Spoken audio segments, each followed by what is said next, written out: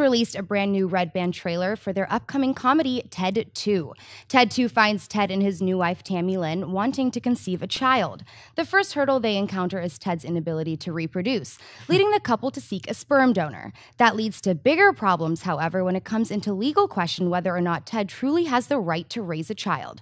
Ted 2 opens in AMC Theatres on June 26th. John, what did you think of the new red band trailer for Ted 2? Honestly, the last trailer for Ted 2 that came out made me laugh my ass off. I really enjoyed that trailer. Made me laugh a lot the whole bit. This came out, I don't know why, but they want to put in that shot of Ted and Mark Wahlberg going backwards over the boat and scuba gear into the water. I think they've put that in every single piece of their video marketing so far, and it's pointless to me. They rehashed that Chicky Nuggy joke, which it's just a funny joke, but I'm getting tired of it because I've seen it told about 50 times now.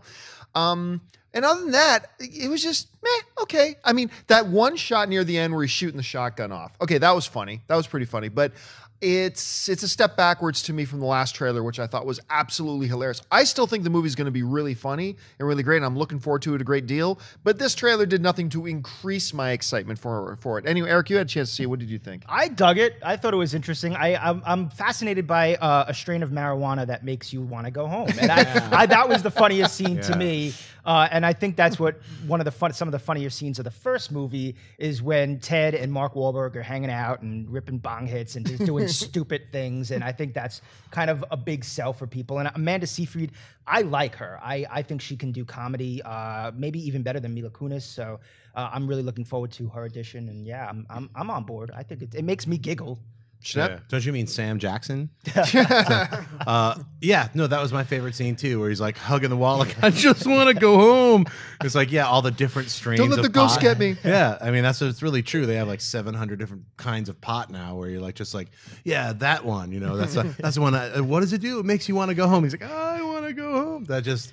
That sold it for me. Yeah, I agree with you. It wasn't as funny as the trailer from before, but it showed a few new scenes, and then they reshot or replayed a few of the same scenes from the other trailers. So to me, it was an okay trailer, and just seeing that different pot strain made it for me. So actually, Eric, I don't know if I had a chance to talk to you about this before, but what did you think of the original Ted? I like the original Ted. Seth MacFarlane's comedy is very sort of like coffee. You kind of it's an acquired taste, and I think if you kind of are on board, then you're on board for sort of everything that he does, because he just has a really distinct kind of comedy. So when I've talked to people about Ted, some people are just like, oh my God, I love it, and some people are like, no, I don't like it. I think that is because of his brand of comedy. I love the first Ted.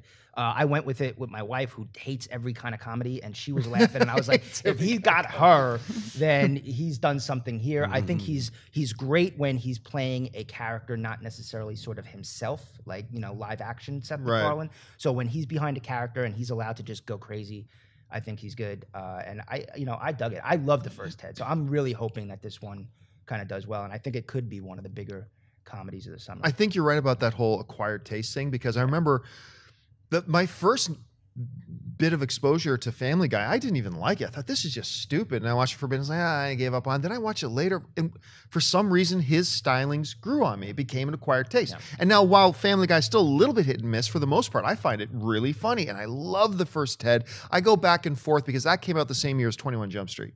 And I still go back and forth a little bit as to what was my favorite comedy of that year.